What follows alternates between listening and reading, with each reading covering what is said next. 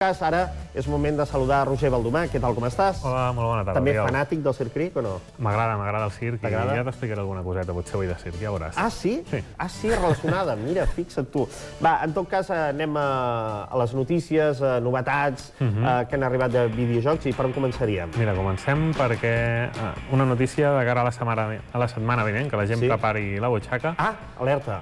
Perquè tenim una nova videoconsola. Què dius ara? És la PlayStation Vita, ja n'havíem parlat fa bastants dies, i és la nova consola portàtil de PlayStation. Molt bé, aquí l'estem veient en pantalla, és aquesta mateix, eh? Sí, i ara veiem un joc que és Reality Fighters, és el joc que s'està fent servir per promocionar-la i és un joc que s'ha fet aquí a Catalunya. O sigui, ja et dic que intentaré veure si algun dia els podem portar per aquí, la gent de Novarama. Home, estarà molt bé, sí, sí. I és un joc que ens ensenya el que és la realitat augmentada, una cosa que volen potenciar molt i que el que fa és que tu, a través de les càmeres de la consola de joc, doncs puguis jugar amb l'entorn virtual i l'entorn real que tens al teu voltant. I aquí el que es veu és la personalització dels personatges, on tu li pots posar la teva cara, personalitzar vestimentes, i aquí veus que estàs lluitant enmig d'allà on ets. Perquè hi ha molts jocs que ja incorporen aquesta manera de fer, de canviar el personatge, de fer-lo més o menys com tu. Per exemple, els jocs de futbol, aquests dels Fifes i aquestes coses, ja pots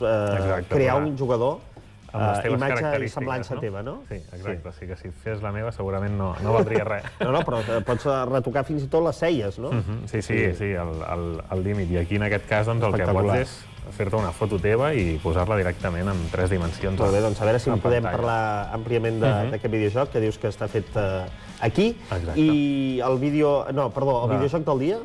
El videojoc del dia, va, de la setmana és Catherine. Catherine.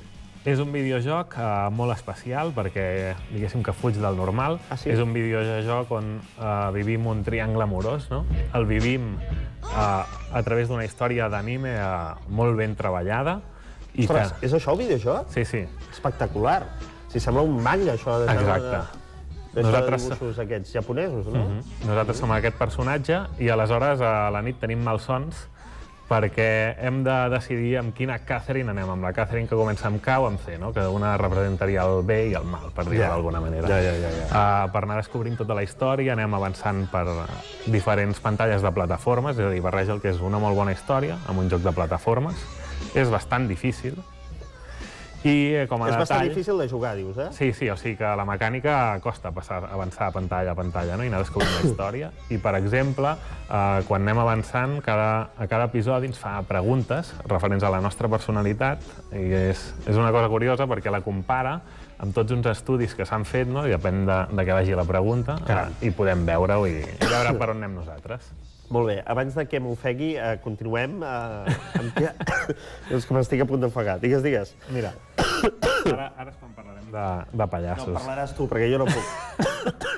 A veure, fa poc una empresa que es diu Double Fine, una empresa de videojocs, i que té al capdavant a Tim Schafer, que és el creador de videojocs com Monkey Island... Home, memorable. Jo hi he jugat aquest, eh? No riguis, que és veritat, eh? Day of the Tentacle... No, aquest ja no.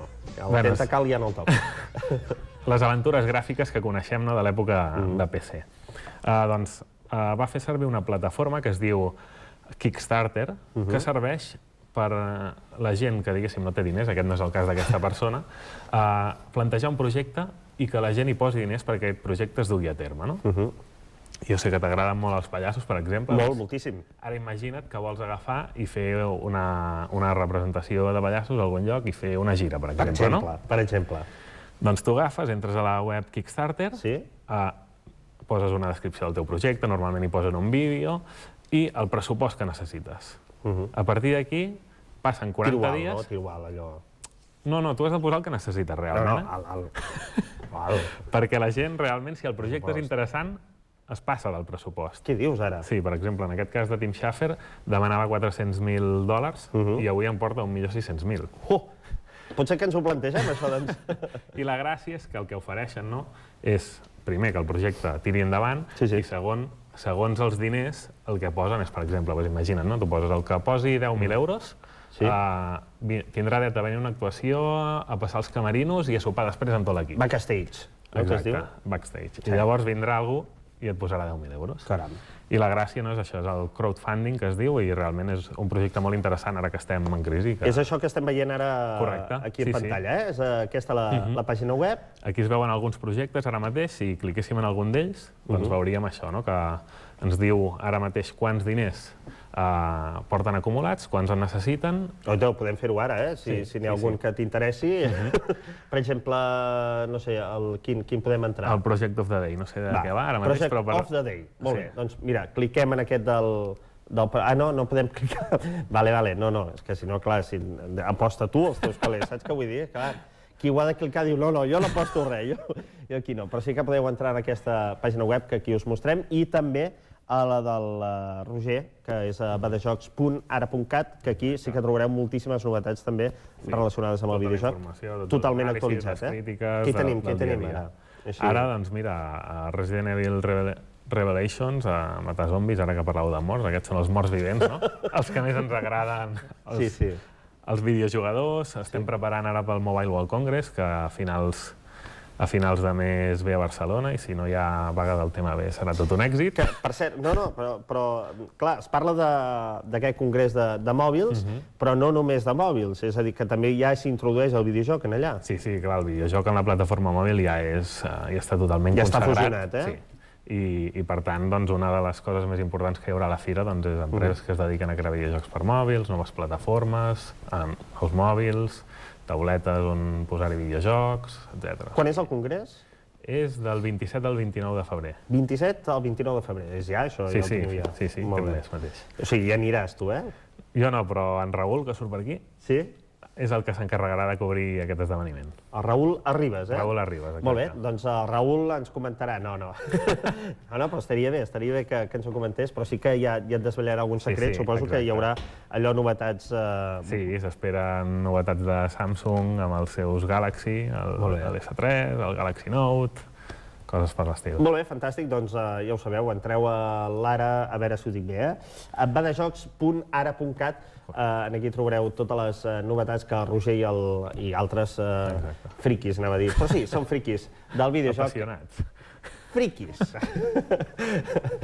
No, aviam, les coses pel seu nom. Apassionats, va. És que m'està punxant aquí. Apassionats, digues apassionats. Del videojoc i que van actualitzant cada 2x3. Avui, per això, Roger, tinc un regal per tu. Avui acabarem el programa amb una cosa que segurament em farà molta gràcia, o no, no ho sé. En el YouTube ja saps que trobes de tot, Hem trobat... És que és molt fort, eh? No està relacionat amb els videojocs, però sí amb els ordinadors. És una versió a partir dels sons que s'obtenen amb el Windows. És a dir, quan marca error, quan, no sé, fas qualsevol cosa, quan s'inicia, exacte.